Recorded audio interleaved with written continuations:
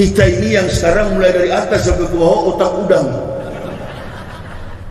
Allahumma arhamna bil Qur'an.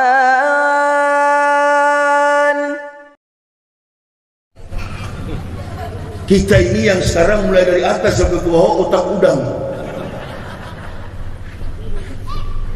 Ditambah juga dengan persoalan virus.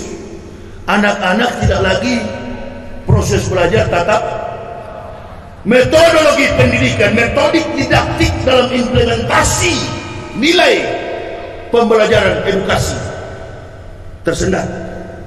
Ini kalau ketemu anak-anak goblok, oh ini cocok, bagus lah libur terus. Oh jangan begitu Pak. Situasi dunia ini, khususnya Indonesia, jangan kita main-main. Jangan kita main-main. Makanya saya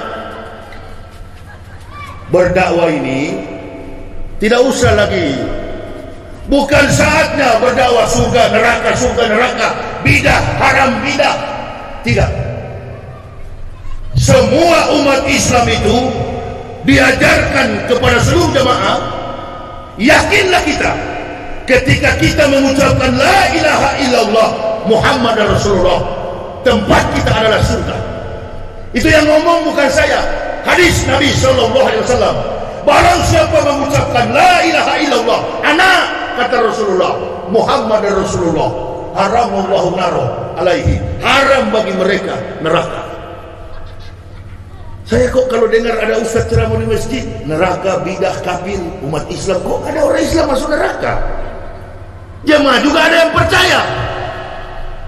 Yang masuk neraka itu adalah orang kafir yang bukan itu baru pas. Dalam situasi dan kondisi begini, kita umat Islam perlu persatuan.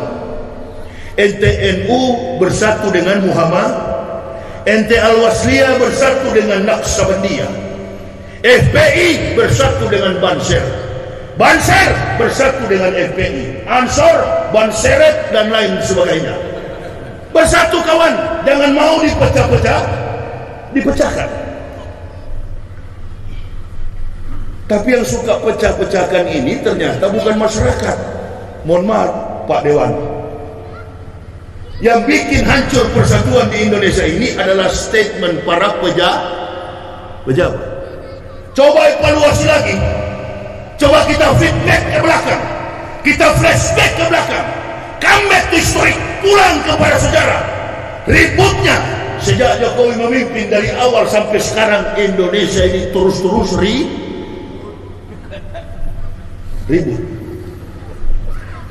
Saya bilang begini bukan benci sama Pak Jokowi, enggak. Saya bilang begini karena saya bertanggung jawab atas kemaslahatan bangsa dan negara, terutama tegaknya Islam di masa datang. Allahu Akbar.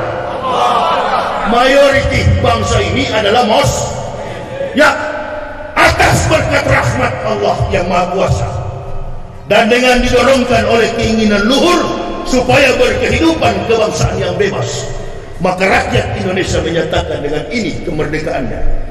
Andil dalam kepedulian memerdekakan negara ini mayoritas adalah ulama. Saya sudah terlanjur basah, saya sudah terlanjur terjun ke dunia perjuangan dakwah. Lalu saya tidak manfaatkan momen seperti ini. Allahu Akbar. Kalau saya masuk Islam cuma mau cari kelebihan rezeki, ngapain singgung yang begini? Ambil jalan, ada dua, amar ma'ruf nahi mungkar. Saya cari yang ma'ruf supaya jadi wapres. Masuk juga bola ini. Konteks dakwah itu tujuannya dua, amar ma'ruf nahi. Kalau cuma mau cari ma'ruf, iya kan? Rajal di samping Pak Jokowi ini kan dulu kiai. Sekarang Rajal sudah jadi wapres. Gara-gara Rajal inilah pindah menjadi pejabat, Islam jadi begini.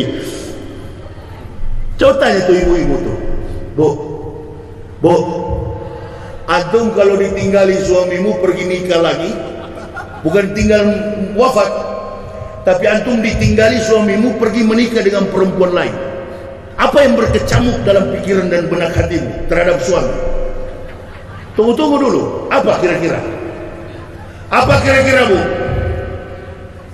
Apa yang berkecamuk dalam pikiran dan hati kita ketika ditinggal suami untuk menikah lagi? Apa itu? Sakit hati, kecewa, frustasi, bahkan bingung menghadapi kos hidup to the next time, untuk waktu yang ke depan. Betul. Itulah jamaah ini sekarang, umat Islam Indonesia. Bi ilmi ulama, ulama yang semestinya menuntun umat dalam konteks vertikal teologis, dia pergi kepada jabatan politik. Enggak apa-apa antum sebagai ulama kuasai ilmu politik lebih daripada politikus, tapi antum tidak usah menjadi politikus. Mengingat Indonesia ini dimerdekakan dengan keringat, darah dan air mata para pejuang-pejuang Islam yang notabene gelar mereka adalah innal ulama warasatul anbiya. Jangan sebagai ulama merayap ke pintu bupati, merayap ke pintu wali kota, merayap ke pintu gubernur, merayap ke istana negara, dari merayap jadi pejabat. Wibawa kita sebagai ulama, saya bukan ulama ya. Saya hanyalah sosok kafir yang Allah berikan hidayah mencoba untuk menggunakan ilmu para ulama karena mencari muka kepada Allah. Saya tidak ada organisasi Islam. Memang saya tidak mau dari awal berorganisasi Islam. Saya sudah tahu bakal begini jadinya. Saya dari awal tidak pernah bergabung dengan organisasi Islam manapun, baik NU, Muhammadiyah, Naqsabandiyah, Al-Wasliyah, FPI, Banser, Ansor, Banseret dan lain sebagainya. Saya nggak pernah. Kenapa? Saya orang dari kafir yang diberi petunjuk, tidak mau memecah belah ukhuwah Islamiyah. Di masjid orang kunut, saya ikutan baca kunut. Imamnya kunut, saya aminkan dari belakang. Imamnya tidak kunut, saya juga aminkan. Lebih cepat, lebih bagus. Kenapa antum hanya gara-gara organisasi Islam jadi sombong, lalu merasa diri organisasimu besar, menghantam saudara muslim organisasi yang kecil? Sekarang kita dengar FPI sudah dibubarkan, Front Pembela Islam, akibat sakit hatinya 9 iblis naga Taipan kepada Habib Rizik Syihab. Ini bukan persoalan antara kita orang Indonesia, bukan. Orang-orang yang berkepentingan politik di negara kita, bukan juga pemerintah. Jangan diserang Pak Jokowi. Pak Jokowi tidak tahu, tetapi garam di samping kiri kanan lingkaran Joko Widodo, bajingan-bajingan. Kalau kita serang Pak Jokowi nggak bisa, mau tidak mau, suka atau tidak suka, dimenang atau menang, dimenangkan atau menang, terbukti beliau berdasarkan undang-undang sudah dilantik sebagai presiden. Kita terima legowo dengan lapang dada. Kita kritisi aspek kesoliman yang ada di masyarakat. Beliau nggak tahu itu. Ini dia hak prerogatif yang beliau punya untuk menetapkan segala keputusan politik. Itu saja, tapi jangan diserang ke situ. Kalau kita sakit, check up di dokter. Umpamanya kita berobat, kita kecelakaan, jatuh, kemudian tangan kita infeksi, patah tulang kita, remuk tulang-tulang kita, dokter akan memberikan suntikan vitamin yang meredahkan rasa sakit, tapi tidak suntik di bekas remuk itu. Nah, begitulah kira-kira diagnosa daripada problematika politik yang ada di negara kita sekarang ini. Artinya apa? Sebagai pemimpin umat, kita tidak usah merasa besar karena punya pengikut. Satu bangsa kita, satu tanah air kita. Lihatlah kemarin mahasiswa Universitas Cendrawasih, orang Papua, di depan aparat sudah mengatakan Indonesia bukan negara kami, merah putih bukan bendera kami. Apa jadinya kalau Indonesia ini jadi negara-negara federal?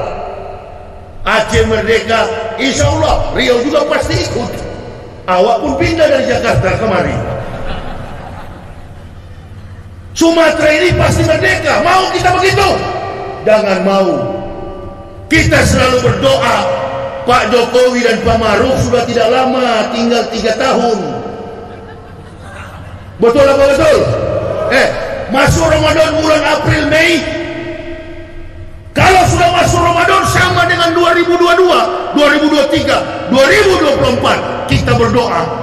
Tapi dalam kehidupan bermasyarakat jangan mau kita diadu domba dengan aparat yang ada di daerah-daerah kita. Jaga itu. Ini kan cuma kepentingan 2-3 orang jenderal di pusat. Polisi dan tentara di daerah begini nggak tahu apa-apa. Jangan antum langsung ada kebencian. Ada anak muda di Pekanbaru, Ustaz, sepertinya Pak polisi dan tentara ini pro kepada rezim Joko Widodo. Saya bilang kau anak kecil, jangan ngomong begitu. Kata orang Arab, kata Rasulullah SAW, man somata naj. Kalau tidak tahu kamu diam, cuk. Siapapun presiden, baik yang sekarang Pak Jokowi dan Pak Maruf atau nanti Anies Baswedan dan Gatot, itu. Siapapun sekarang Pak Joko Widodo dengan Pak Maruf atau nanti ke depan Gatot dan Anies, amin ya robbal. Jangan-jangan cebong semua ini. Salah ceramah saya malam. Sudah berapi-api begini. Ini menangkap